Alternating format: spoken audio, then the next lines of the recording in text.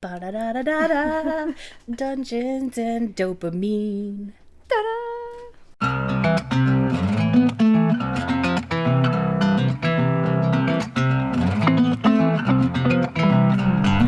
Hello! Welcome to episode 102 of Dungeons and Dopamine. I'm Bree. I'm Jess. And here we are, again, for your Pleasure. hearing and listening pleasure. Let's clarify that it's only for hearing and listening pleasure. It's true. Hearing and listening. Hearing and viewing? Listening. I mean, look, technically those are two different things. Hearing is just the act of hearing. Listening is a deeper action. You're right. We will allow you to listen to us. We prefer, if you do. We'd rather you listen than hear. But you can see us too. Which we're still getting used to. My face is still getting used to. I don't have anything to talk We about. didn't come up with any other topics. We got nothing. I was going to break the Egypt series. Mm-hmm. Sure. That could have been cooler, but I couldn't think of anything. I was going to stop the Egypt series to do a series on like fun and cool summer ideas. Ooh. But then I thought like that's just kind of me reading a list of summer ideas. Right. So I do love that you're thinking of summer. oh heck yeah. Because it's like our first warmish day finally today. My kid wore shorts to school today. I'm so proud of her. Kind of She still looked wearing cute, his winter jacket because it's because he hates riding the bus in the morning. So he acts like it's like the worst thing that could ever happen to him to try to guilt me into driving him to school. You do drive him occasionally, right? Like twice a week. Yeah. Whereas my kid loves to ride the bus because she gets on with the kids from daycare, and some of those kids are like her besties. Right. So she thinks it's amazing. She's like, more time for me. Woohoo! And they have a brand new, like, when she first started coming, 12-day-old baby at daycare now. So we asked her if she wanted to go a while back because she had a half day. Do you want to go to daycare, or do you just want to, like, we could just pick you up and you could come home? She's like, the baby's going to be there. I have to go. Like, I guess... That's amazing. With permission, the daycare provider asked the baby's mom if it was okay for the little girls to hold the baby if she was being very cautious. I just want to... She's very careful. Carly kicked the baby. Well, she didn't anticipate that. But the daycare provider is careful. I have to find a new daycare. Side note, completely unrelated. And go to court. It's totally different things. And the reason you need things to do for this summer is because you have community service hours that Carly's going to have to work off. Anklet. We're both wearing anklets and we can't leave. So, Aww. no, but she gets to sit and hold the baby with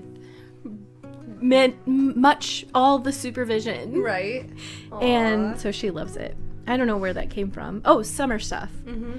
So I started coming up with ideas, and some of them are kind of cool. All right. And since we didn't have anything else to talk about. Kind of works with my topic anyway. Good. So this is good. This is like the perfect thing. We are great at words, you guys. I love it. I have to say that my first one on here, I did not make up. I've seen it online a bazillion times, and it's just movie night. Right. Everybody picks a bunch of movies, and we're going to put them on a spinny wheel, like a virtual spinny wheel. We do it when we choose food sometimes, too. I have that app, too. And we'll hit the button, and it'll choose, and it might be, like, earlier in the week, or depending, and then we're going to do, like, dinner movie snacks, and they'll be themed to whatever the movie is, which is a little bit of work, but it also doesn't have to get crazy expensive. We actually bought a popcorn maker.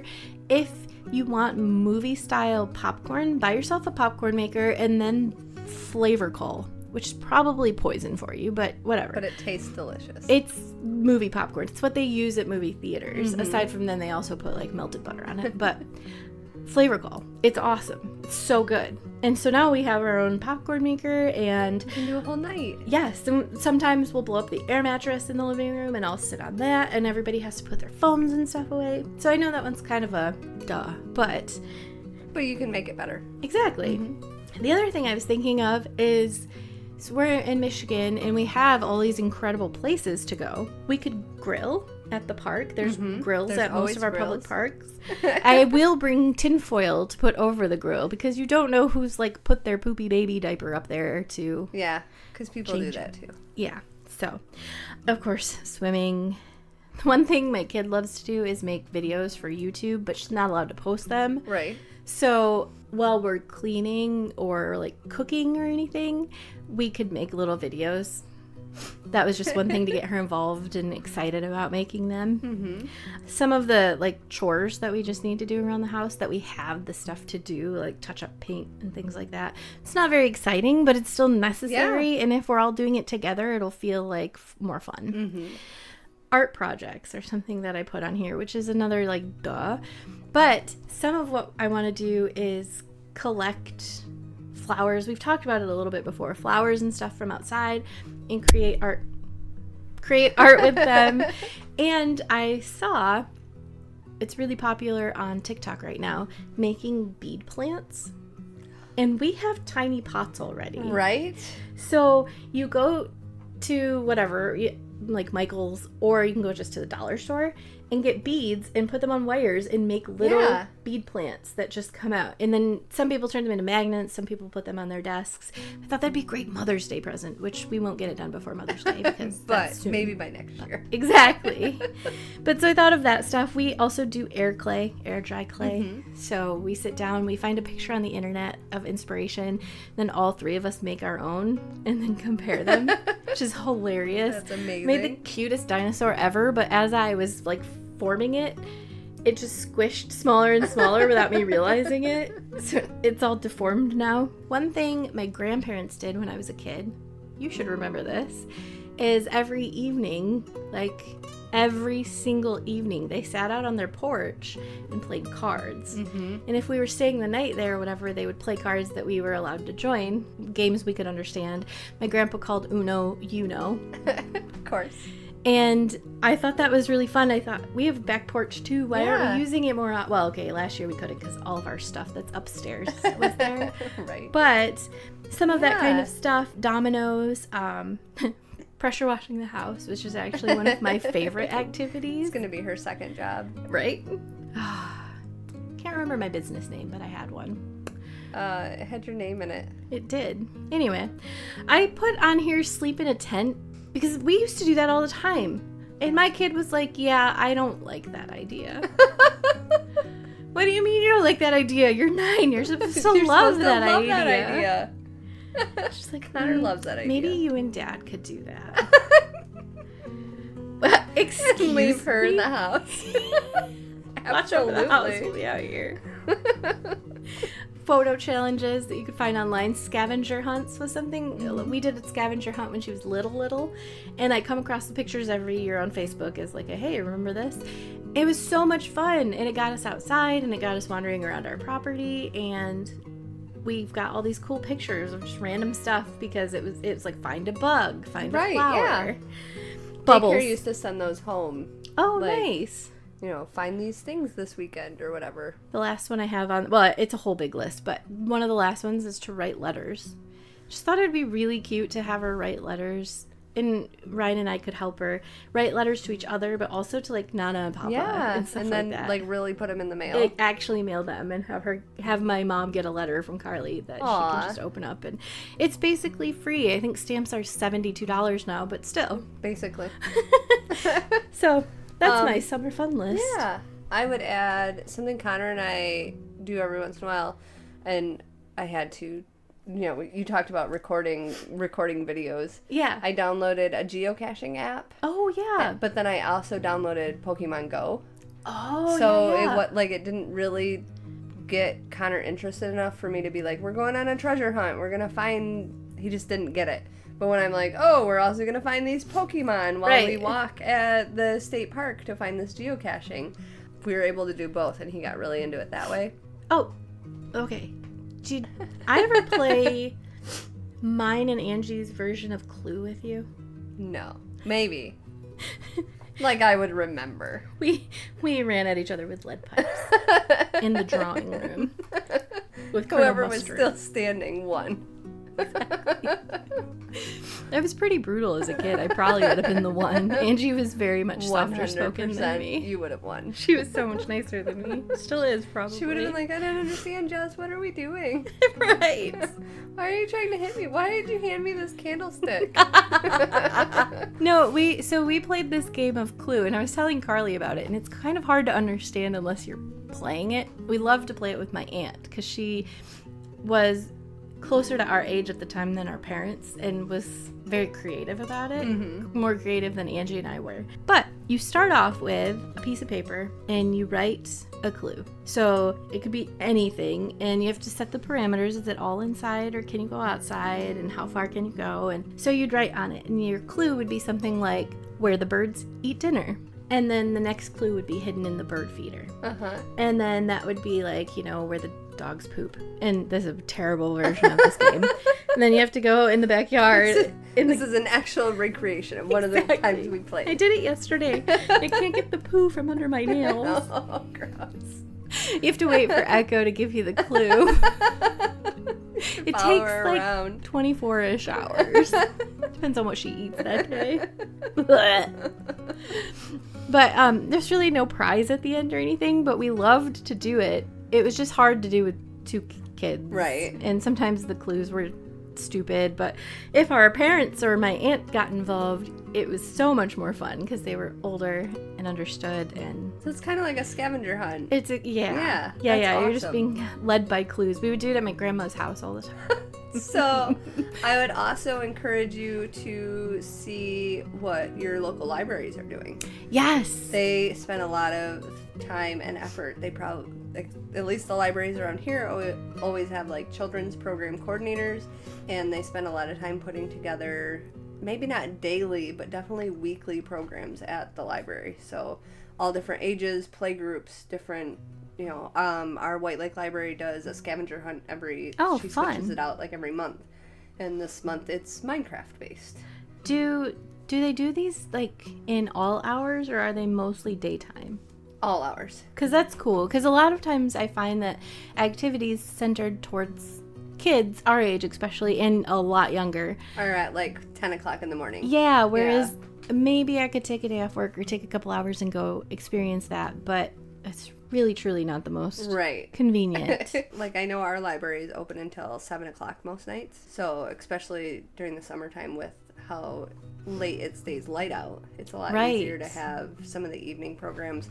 So I am going to talk about whimsy this week, because I use the word whimsical all the time. I talk about how I need whimsy in my life, but I've never just talked about whimsy. Sure. Yeah. I've never thought of you intrinsically know what whimsy is just from life experience, but never really thought about the definition of whimsy. Let me tell you. Great. By definition, whimsical or whimsy is fanciful or excessively playful expression, an odd or fanciful notion. For me, it's kind of a sense of magic or fantasy about day-to-day stuff. Obviously, this might be a little different for each person and what exactly they consider to be whimsical, but I'm going to hopefully cover some ideas so that everyone can add more whimsy into their lives. I think everyone does need more whimsy in their lives. Exactly. No matter who you are, how old, how young, what your life is like, how serious you are as a person. We all need more whimsy. I just want my whole every moment of my life to be whimsical. And all the time. I do feel like you and I are great for this topic. I think so. Like this topic, I probably should have done it as a joint topic. It would have been super easy. Oh, but I stole it all for myself. So sorry about your bad luck. And we need whimsy because life kind of sucks right now. We're going to embrace a little bit of magic. I saw a Reddit thread, so I wanted to spend more time on it.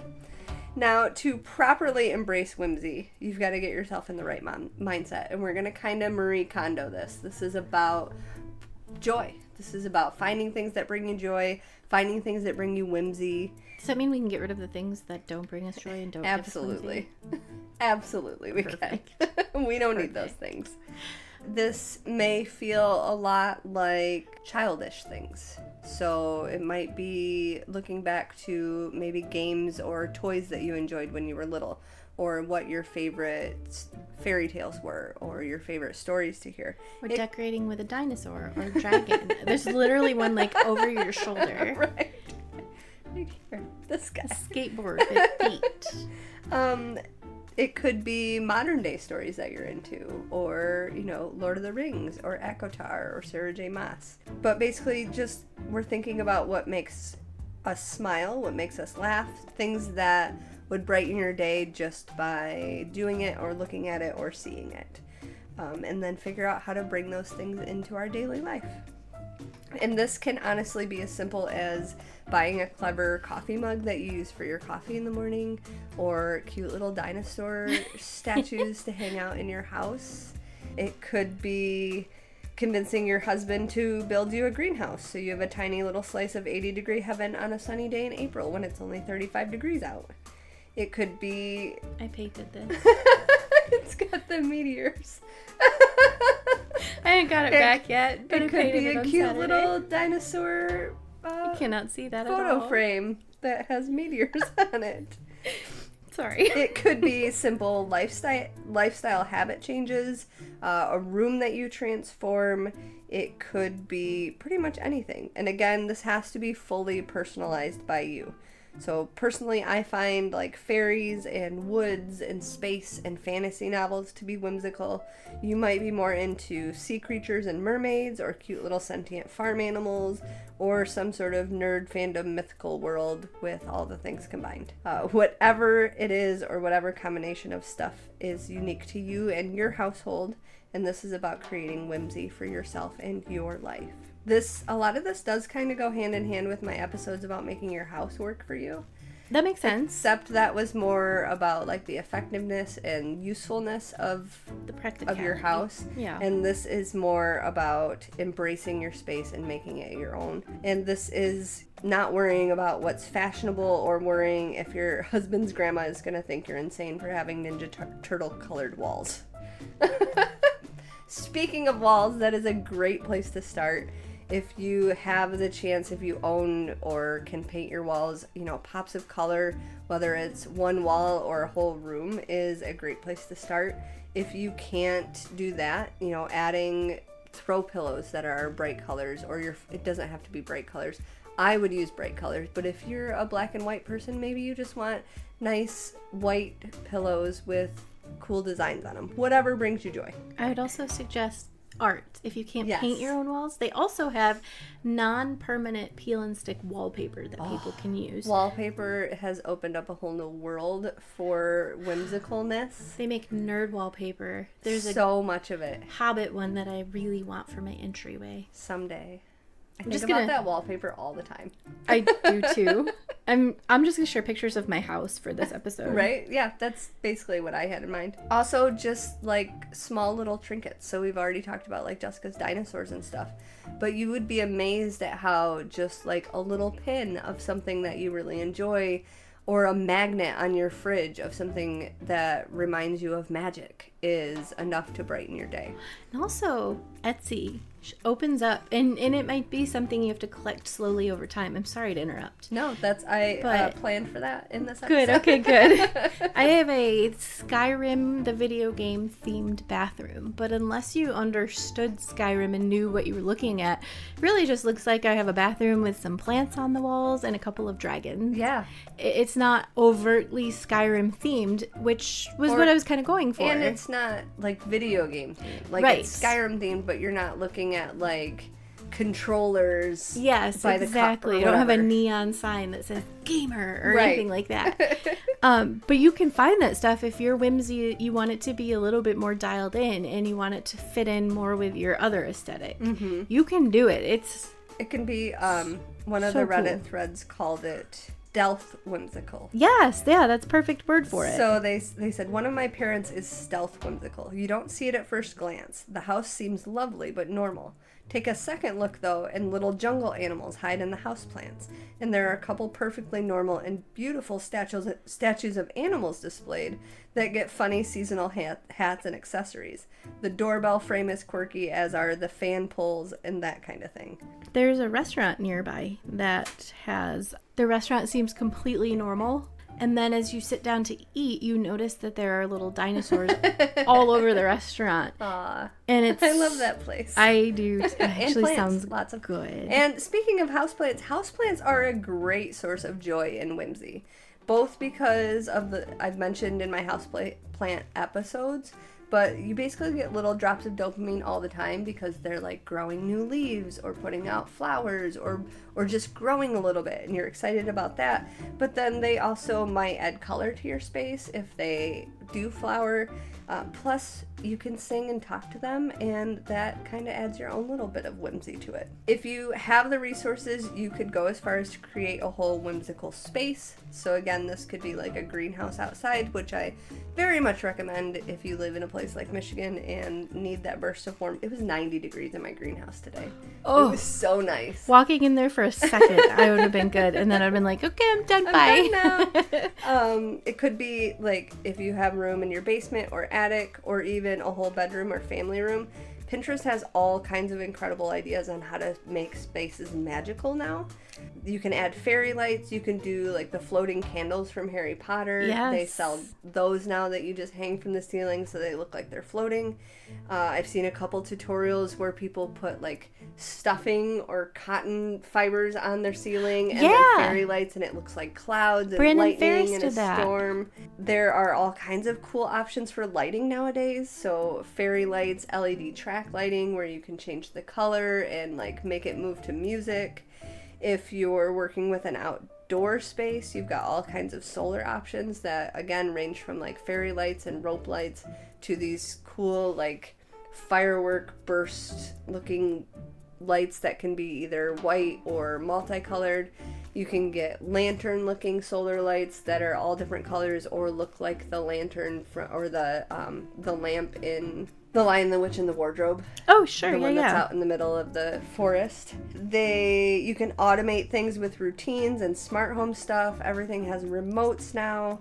I bought tapestries online to cover up really ugly walls or you have them in some of our videos. We do weird hand movements because of them in one of our clips.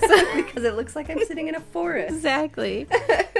There's a wide variety of seating options now for different vibes, whether you're like throwing a bunch of bean bags on the ground to make like a cool snuggle spot, or inflatable furniture is back. Yeah, inflatable furniture's back. Hammocks, hanging chairs, like whirly chairs, all kinds of wild stuff. You could create an art studio in your house where you make it where you can fling paint all over the wall, or you can make it black and white and then only have pops of colors of things. If you wanted a reading nook, did you know you could buy kits to build hidden bookcase doors now? So you can turn a door into a bookcase and make like a hidden room behind a bookcase where you have to pull a book to make the door open. That's magic. Basically, the internet and nerds have made everything way easier. They've come up with all the cool ideas that we dreamt about when we were kids. You can buy the cutest, whimsical, everyday items. You can buy like soup ladles that look like Nessie the sea monster. Yes. Or you can. Tea infusers that look like a sloth or a mermaid.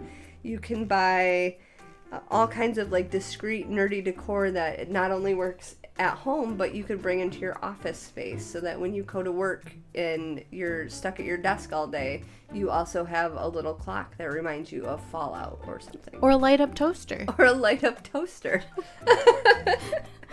The app Gifster that we've mentioned before would be great for these types of things. So stuff that maybe you don't want to spend money on yourself, but would come in handy all those times that people are asking you what you want for your birthday or for Christmas. These are like $9 little trinkety items that could bring you joy just by getting up in the morning to make coffee because you have a cool coffee mug and a spoon that says something about having coffee black like your soul. There's just so many things on the internet, and you mentioned Etsy. Another great option is 3D printing. If Oh, you get yeah. on some of the 3D printer websites and look at some of the files that have been created, I mean, we saw with Comic-Con all the different bookmarks that people have created, but there's all kinds of just little desk trinkets, articulated dragons and things that you can play with, or fidget toys that are all nerd-based, and they're all super well done and super cute and pretty easy to cheat. Pretty easy to print and cheap to print if you know someone with a printer. I saw some today that were plant fidgets or magnets cool. that Yeah. you could 3D print, and then you just they looked like little succulents and they would spin, or you had like a popping noise, or you stick them on your fridge and they look like a vine and have little flowers that stick on them. If you don't have room or can't create space but still have some time and money, you could consider doing a whimsical trip. And this is different from just like going out and traveling and making all your travel dreams come true. It could be as simple as a Disney or Universal trip. Obviously those places are literally built for whimsy and magic and to make people feel like they're a part of this magical world. But if that's not your thing, you could plan a trip where maybe you find a small town that reminds you of Stars Hollow, and you spend the day doing things that some of your favorite characters would do, like going to a cute coffee shop and a bookstore. And Don't go as it's getting dark because the town becomes creepy. Right. If you want more of a big city feel, you could find a hotel or an Airbnb or something in a downtown area in Grand Rapids or New York if you have a bunch of money, and spend a day being like a downtown person where you get breakfast at your favorite cafe and then you walk down to the local bodega and get some food, and then you go to the bookstore. There's always going to be a bookstore. Always going to the bookstore. The other one thing that I found that I'd really like to do, Ryan and I would like to do it, is in Ohio, there are tree houses. Yes. That you can stay in. And they're not like little kid tree houses. We have to climb up a rope ladder and stuff. These are like decked Slide out. down a pole. Yeah. I don't think I'd go there.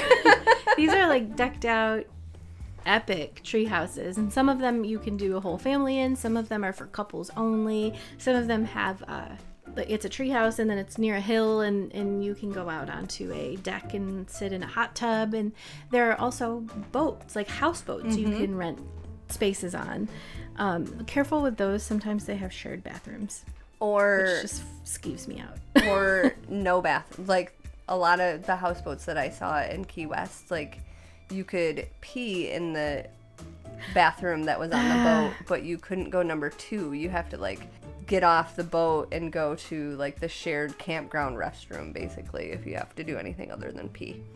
So yes, be careful with that. But Airbnb and VR, I think both Airbnb and VRBO now have options to look for like unique stays. Hobbit holes. And that would be like the tree houses, or some places have made like hobbit holes, or I think there's one that looks like Hagrid's hut. So all these different themes of, Harry Potter and these fantasy novels. I think there's one in New York, maybe. That's Ninja Turtles?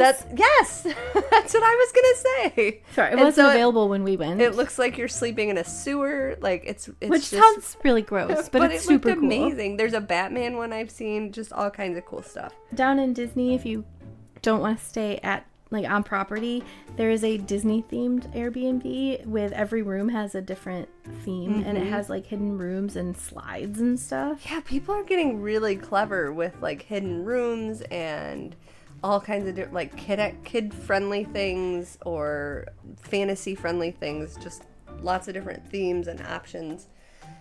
So lots of ideas to find whimsy there. And since we're kind of talking about kids, that is another great place to find whimsy. I hate this as a name.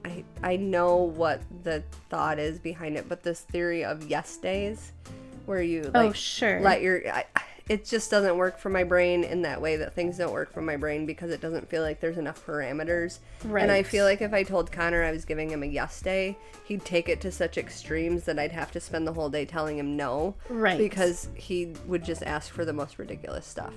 But giving yourself or your kid some sort of like yes day, or even, you know, what would I do today if I was 15 again and had the money and the time and the car that I do now? Like, what would I go do? Would I go to the movies and then to a bookstore and then, you know, go for a hike? Or what would I do if I could give myself a yes day now? Or go back, you know, what would I do if I could give 7-year-old me a yes day? Like, would we go to a theme park, or would we go to a movie? McDonald's. Right. And horseback riding. Right. That would be mine. McDonald's and horseback riding. Or do this with your kid. Yeah. You know, maybe don't give him a yes day if your kid's like mine and would ask to go to the moon and the candy store and then play video games for the rest of the day. But give your kid a yes day with some qualifications on, you know, we have to spend the day outside, or we have to go somewhere. We're not spending money on our yes. Right. It has to be under $50, something like that. It also doesn't have to be a big thing either. Your kids are especially going to be able to feel the whimsy and bring the whimsy, even if it's something like, let's go play Pokemon Go at the state park and go geocaching together. What do you think of, like, teenagers? What do you think, like, would you offer them a, like, we're going to kind of call this a yes day, but don't get carried away. However, I want you to think of what you would have wanted when you were 8. And let's go do it. I mean, some of them might not be willing. I would have been. Oh, 100%. Or if you have a kid that has like a special focus, or like if your 5-year-old is really into dinosaurs, then, you know, maybe there's a local museum that has a dinosaur exhibit. Or you know, books. Or going to Barnes and Noble and looking at books. Yeah, so you make the whole day like a dinosaur day, and you find maybe there's a cool ice cream shop nearby that has a treat that's dinosaur named. or you bring them to the local sushi place and they get a Godzilla roll. My kid won't eat sushi anymore. She tried it once and I thought it was a fishless one. I thought it was a veggie roll. And it wasn't. And she won't forgive me. And she'll never forgive you. I want to touch on kindness and whimsy. So another great way that we've talked about in lots of our episodes in the past, a great way to have joy is to spread joy. So if you're looking for whimsical things to do, a great place to start is to be kind to other people or do something that would bring joy to someone else. So, you know, maybe when you find that cool trinket about the video game that you love, there's also one there that you know your friend would love. And so it's, you know, an extra $5 and you get to give them a cute little Baldur's Gate toy that I don't have for you. Sorry. I thought you were maybe angling for something from me. Yes. If you're going to buy yourself a Skyrim picture, why didn't you buy me something for me? You could have bought your best friend's husband a Fallout picture. He said he changed his mind. He doesn't want Fallout. I don't remember what he wants now. He didn't tell me. It's a secret. You'll never know. If I have my choice, it's just going to be me and ducks. Perfect. We've talked about not getting rid of Christmas decorations that aren't overly Christmassy. So leaving lights up throughout the year, or leaving up decorations that aren't necessarily, that don't say Christmas on them. One cool thing nowadays is I have lights on my front porch. And I can change the color from my phone. So every season, you'll notice at Christmas, they're red and green. At St. Patrick's Day, they're green. At Valentine's Day, they're pink and red. But I don't take them down. They're very permanently affixed to my porch. But I love changing the colors. Right now, they're very springy, like purpley pinky because of Easter. Yeah. Some of these are as simple as, you know, having multiple flavors of toothpaste. So at night you can be like, oh, I want bubblegum flavor today instead of mint. Or I feel like orange today instead, you know, really shake things up. I love this topic. I'm trying really hard not to just jump in on everything. But one thing that has happened around here locally is that our comic shop opened a huge location in the mall where they were already there, but they've gone into one of the big over stores. the mall. They are. The whole end of the mall is theirs. But if you didn't want to spend a lot of money, they have a whole Lego setup. So you could go play with Legos for a little bit. They also have a dog that walks around in there.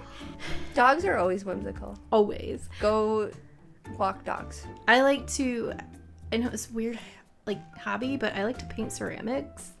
We go a lot of times when we have days off. It's a little bit pricey, so it's maybe not the best hobby to get into, but we have a lot of fun doing it. Yeah. And Carly goes, and when she gets bored, she usually finishes faster than us, so she will bring her phone or tablet or whatever. The phone's not real. It doesn't work. It was only so that she could message us on Messenger if she got lost at Disney World. My 9-year-old doesn't have a phone. I refuse to say Don't judge me. Sorry. Anyways, so that would be a free way to do it. And I think the library has done stuff like that too. Yeah, absolutely. You can definitely find whimsy at the library. There is so much whimsy at the library. There's board games you can check out at the libraries now. Yeah. All kinds of stuff. I think going through old pictures and stuff is something that gives me whimsy as well. Yeah. Especially that's now. That's a great idea. Like, I can see Carly getting really into that. She Connor does not loves care. it. But I could see Carly getting really into that. She found the yearbook you made for me when I turned 18 for my 18th birthday and flipped through every single page. Oh, I think by the end of it, she was over it, but she was like, okay, she liked it. Why is your friend so obsessed with you? So all ideas on how to be more whimsical. And seriously, you guys, it can be as simple as, naming your phone something silly. So when you ask your home computer people to do something on it, it says something funny.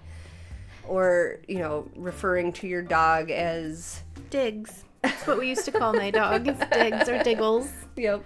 And it just brings you little bits of joy, and we all need more little bits of joy. I've also heard it called glimmers lately. Oh, okay, that's so cute. People talk about, like, for a long time we talked a lot about triggers and what triggers people, and so now people are talking about glimmers, so what brings joy versus triggering bad memories. I like So that. focus on the glimmers. Find more whimsy in your life. Build a fairy garden or a robot garden. I don't care, as long as it's something that brings you joy. Yeah, I love that. Yay! I look for that all the time. I found it this week in something kind of weird. Not surprised. And it has to do with Egypt. Whee! I'm just gonna list off restaurants that are currently popular in Egypt. Brings me so much joy. And makes me hungry. Yeah. So, okay. I'm really excited to talk to you about this today. Jessica's feeling whimsical about I am feeling whimsical. So I'm going to tell you about the Lost Labyrinth of Egypt, or also known as the Lost Labyrinth of Hawara. This sounds amazing. It's so amazing. So this is a structure that was for a long time believed to be just pure myth. I'm going to tell you a little bit about it. I'm going to tell you a lot about it. I'm going to give you a lot of information. But let's start here. The Lost Labyrinth of Egypt is in Hawara, near the Hawara Pyramid. Makes sense. Mm-hmm. It was said to be built beneath the pyramid, and it contained mortuary temples, which isn't maybe the most exciting thing, but galleries, courtyards, and libraries. What? And it's said that these libraries, now this is Egypt with a Jessica twist, because we're going to dive into some conspiracies, and a lot of what I have borders on the line of really. But this is what makes it so much cooler. Okay. So it's said that these libraries contained information about not only ancient Egypt and their practices and customs up to this point, but older civilizations that predate anything we've ever had written that we can find. Whoa. Anyway, okay. I'm okay. She needs a minute. So as I said, it's located in Hawara. It's about 80 to 100 miles southeast of Cairo. That means absolutely nothing to me. I could get lost in my house. But the pyramid was built by Amenemhat, Yeah. He was the 6th pharaoh of the 12th dynasty. He's buried in the pyramid. He was, I don't know about as far as like who he was as a person, but what he did during his reign was kind of cool. He kind of focused on his area. One really cool thing about Hawara is that it is still to this day kind of lush instead of deserty, because there is a oasis. It's called the Fayum Oasis. This oasis was located next to a man-made lake that was connected to irrigation tunnels, which made it possible for them to have this lush area. Just sounds cool. Right? I know that it's not really pertinent to the story. I just thought it was neat. It's important. Reportedly, Amenemhat had the labyrinth built beneath the pyramid. We're going to discuss this later. All right. There's a quiz. Take notes. I just want to step aside for a second and talk about, this is the point where I was going to tell you a really cool fact about the pyramid of Hawara, that it was built of like mud brick, and then they laid limestone over it, and they made it really cool and enormous, and reportedly the pyramid was black, which is so cool. It was even reportedly called the Black Pyramid. Oh. Very creative name. Right. They're good at this. However, this was from an article that I was reading. It was a .com article, but it still was it had its sourcing and everything. Then I watched a video, because that's what I do, and they said the pyramid was white. Which would make more sense with limestone. Right, that's what I thought too. But then, what is this article talking about? Why? What's happening? They were very confident in the fact that it was the Black Pyramid. Right. So I don't know what's true. Interesting. One thing they both agree on is that it was probably stripped on the outside by the Romans. So whatever was on the outside was valuable to them when they were building or selling things or whatever. Mm-hmm. And so now the pyramid is still pretty big. It's about, I should have translated these. It's about 58 meters high, which I want to say is over 150 feet tall. Probably. Because it's 3 feet per meter? A meter stick, right? Mm-hmm. And then 100 meters long, so about 300 on each side. So it's a pretty big boy. So for a long time, the labyrinth was treated like it was a fantasy. There were these really cool small discoveries that happened in the 1800s where people would find something and be like, wow, there is a real possibility that this is a thing. And then their research or their record keeping was kind of shoddy or suspicious. So for a long time, this place was treated like it was an ancient fantasy. As I said, the 1800s, they started doing these reports. They started finding these little things, and then the reports were crappy. They were sus. They didn't do their work properly. They didn't record things properly. So you couldn't rely on it. It just wasn't I don't know. Okay. Sorry. So frustrating. It is. Why aren't these historians doing a better job? Exactly. Why didn't they do better in the 1800s? But, wonderfully, things changed in 2008. In 2008, the Mataha expedition, led by the National Research Institute of Astronomy and Geophysics, Egypt, so the Egypt branch of that, used ground-penetrating radar at the site near Hawara, and they found it. Oh my god. Or they found something. Right. It was something beneath the sand. It was a massive structure. It was symmetrical, grid-like, and very much not natural. This is very man-made. And it was exactly where the labyrinth was supposed to be. Super stinking cool. But this is where things get even more Jessica-coded. Ooh. The Egyptian government didn't allow them to excavate. We still are not allowed to excavate at all. One report said that they did let people start excavating a tiny bit and then immediately called it off. Like days, and then they called it off. Really? Which in an excavation is absolutely nothing. Right. Like barely thought about it. Yeah. The scans were figuratively buried. There was even a scheduled press conference in 2008 to talk about this, and the Egyptian government called these researchers and said, if you do this press conference, Egypt will come after you. What? It was like a History Protection Act or something that they have, and they literally told them, we will come for you. That's wild. So the reason they gave was it's unsafe to excavate there, which I can guarantee you most historians would say I don't care. We really don't know what their reason is. It's just the people, there's like a agency of protection of history for Egypt, and he said no. The guy that runs it, and he still runs it as far as I know. He did 2 years ago. So he's keeping it. There's something.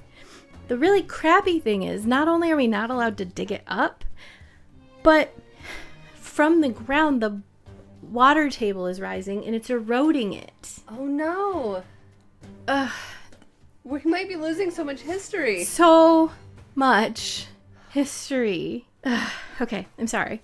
So why won't they let us do it? Why are they burying all the other information? Curses. Yes. That's something. There's something there. We should go. Right? Maybe that's where the Voynich manual came from. Yes. Manuscript. Maybe both. Why not both? Why not both? So they went. I feel like I'm doing this a little out of order. It got chaotic. The Egyptian government went so far as to hide these scans. You still have a hard time finding them. You can find them online, but they're difficult to track down. Really? And they just won't talk about it. Eventually, the researchers did let out a bit of information about it. I don't think anything happened to them, but they couldn't do their press conference or anything, which was already scheduled, I love this topic, but it also bothers me so much. She's also really mad about it. It bothers me as much as my itchy nose. Now, because of all of this, your conspiracy theories start, just bombarding. Why aren't they letting us? There are some people who say that the labyrinth is actually an ancient computer system, which sounds ridiculous, but there are theories that they used the Nile and they had some form of electricity back in Egypt, which is really interesting, but they're going so far as to say this is like an actual motherboard computer system thing. So they're saying that there is information about the ancient world, like the civilization that was like ours is right now, before all of the old days, and then it collapsed and then the world had to start over. There's information on that down there, and of course aliens, obviously, because every time there's aliens, because they built the pyramids. Despite not being able to excavate, we do know some pretty cool stuff about the labyrinth. Ancient Egyptian historian Herodotus claimed to have counted 3,000 rooms when he visited, and he was only shown a single floor. There were winding corridors that connected different places. There were walls. I can't tell you. I'm obviously not supposed to share this information with the world. Nope. This is going to be the episode that goes viral, and I have to talk about ice cream or something. I just really like ice cream. Did a whole episode about it. I drew it. Look, this is mint. This is chocolate. This is chocolate chunk. Okay, sorry. It's going to be horrible to edit. I'm going to hate this. All right. He also claimed to have seen entryways carved completely out of limestone. He saw marble entryways. He said that the walls were covered in art and hieroglyphs, and there were carvings of mythical beasts carved out of stone. And that geeks me out so much. It sounds like a fantasy novel. Yes, exactly. It gives me whimsy. Yeah. So he actually wrote, "This I have actually seen, a work beyond words, for if anyone put together the buildings of the Greeks and display of their labors, they would seem lesser in both effort and expense to this labyrinth. Even the pyramids are beyond words, and each was equal to many mighty works of the Greeks. Yet the labyrinth surpasses even the pyramids." It's wild. Wild. I want it so bad. I know. I just want to see it. So he wasn't the only one. Strabo was a Greek geographer, which sounds like a horrible job for me, which is good, but I'm not. Next career. Next, yeah. He wrote, before the entrances, there lie what might have been called hidden chambers, which are long and many in number, and have paths running through one another which twist and turn so that no one can enter or leave any court without a guide. Sounds like a really cool D&D dungeon. Ooh. Right? An Egyptian... You took a wrong turn and you end up in a library. Oh, yes. Or a garden underground. Yeah. What? This one was hard for me to know how to say his name. It's spelled Pliny. And at the very last minute, someone came in clutch on a video and said it. They said Pliny. Pliny Okay. The Elder. He was a Roman army commander and a philosopher, which sounds like it goes hand in hand. He called it a bewildering maze of paths, and he described how people had to navigate confusing maze of ramps and porticos, rooms, and stairs. And I had to look it up, and Ryan and I found that porticos most often are roofs and entrances to places. So think of like canopies, but they were built of stone or brick or whatever, more of a permanent than a canopy that you could just take down. Those would be inside, and he and I came up with the theory that maybe it helped to keep your vision off of things. Oh yeah, because in New York I had a hard time figuring out which way we were going, even though the streets were right there and it seemed like it should be really easy. You know, there's just squares. Why aren't we following these squares? But you'd get so lost without being able to see where you were. Yeah. It blocks the skyline and you can't... You can't see. He also mentioned that while you were doing all of this, there was the fearful noise of thunder. Underground? Yep. In the labyrinth? Yep. Just thundering all the time? Yep. And now, thunder is used to describe a lot of things, you know, thunder. Yep. But it's also described to explain weird, loud noises.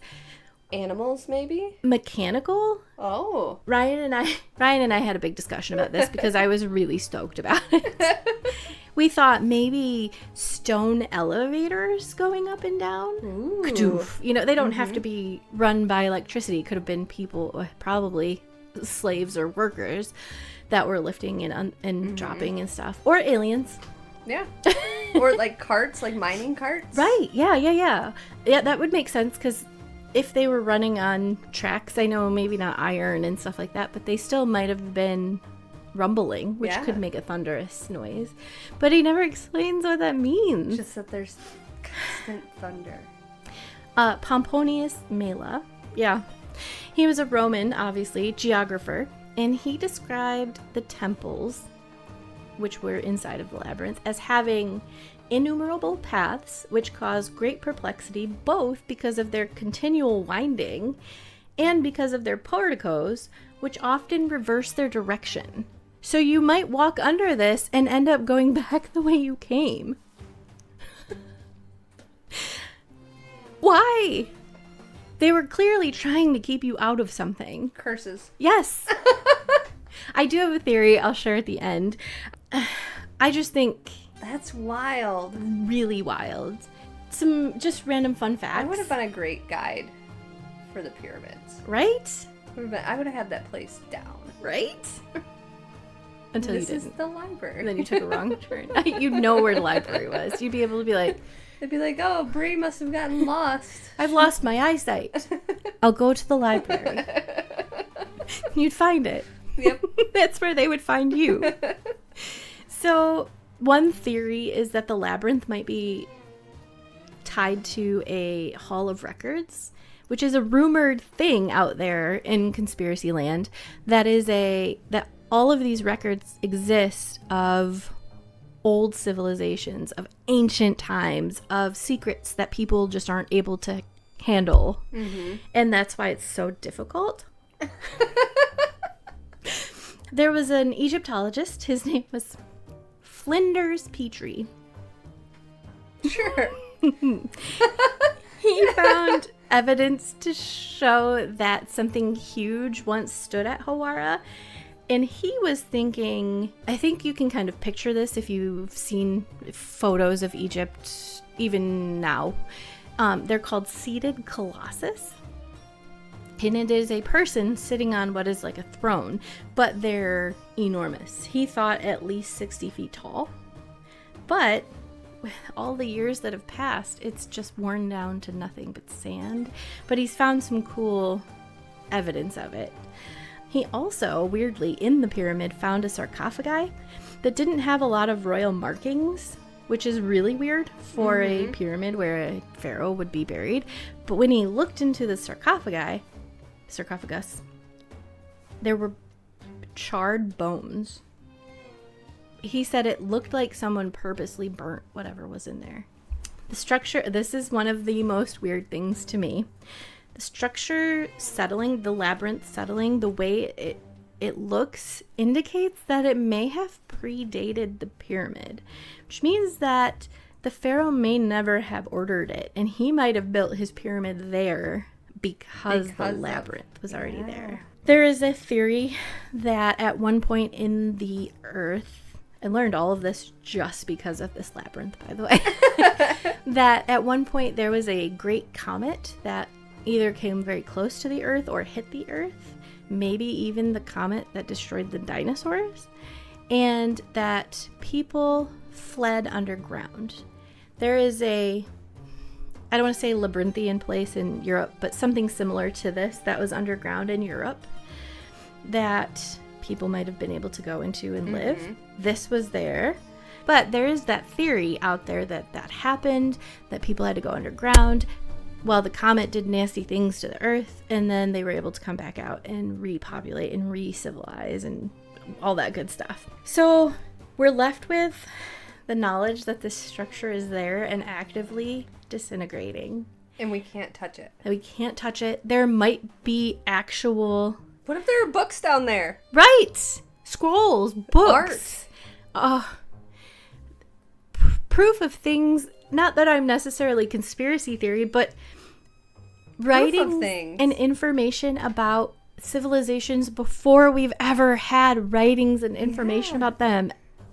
They talk about all the knowledge that was likely lost with like the fire Alexandria. The Great Fire. What if copies of those books are in this labyrinth? So, of course, the theory that this is a giant computer is there. The theory that it was an underground thing that the pharaoh had built near it.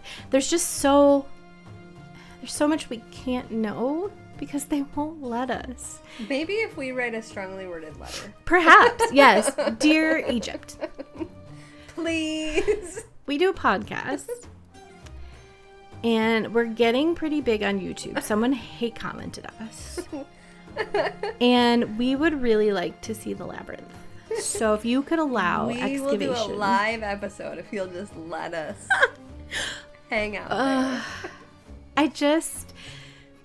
It makes me really excited to imagine what's happening there. And it makes me really, really sad to know that we might never know. And that it's going away. We have to save it. It's the only option now. Right? I do have some cool pictures of kind of the assumed layout of it. It was assumed to be 3 layers from what they could tell by the scans, which is wild. Right? And the one guy said 3,000 rooms on just one the floor level. he saw. Someone described, she said that in one story someone had claimed he went down into it, and in there were I want to say cubby holes, but shops inside of the cubby holes.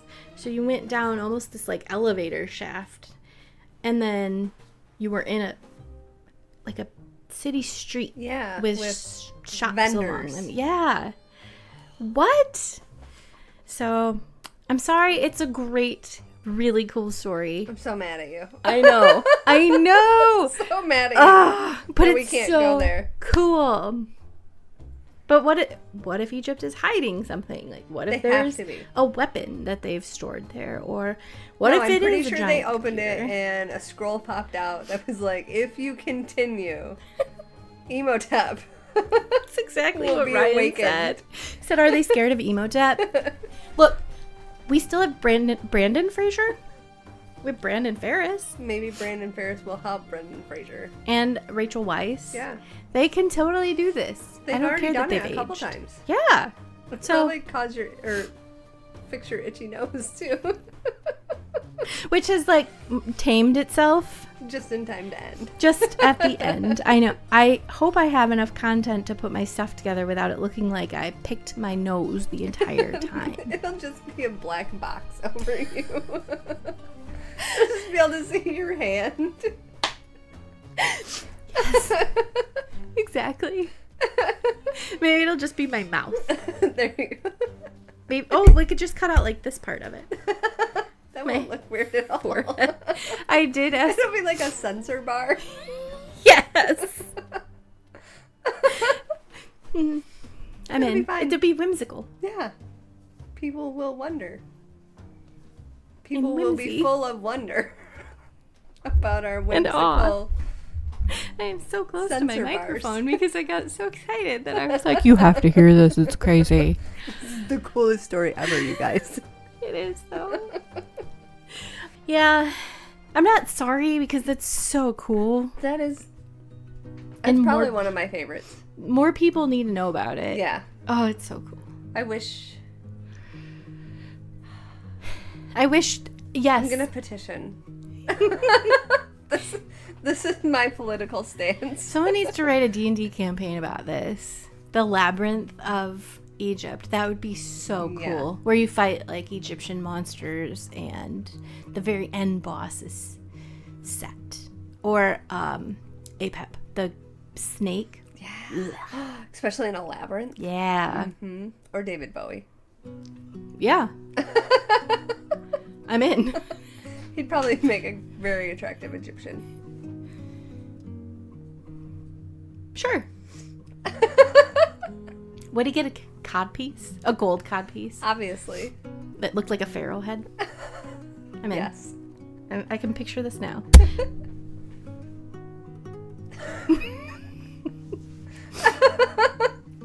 This has been Dungeons and Dopamine Podcast. True that. I gotta find this stuff and then I can tell you more about Dungeons and Dopamine podcasts. Because we don't know unless we can read it. I should have it memorized. No. Impossible. You can listen to us anywhere you stream podcasts and on YouTube.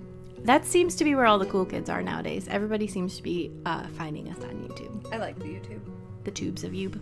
You can also support us on Patreon at www.patreon.com/dungeonsdopamine. My tissue budget is getting out of hand.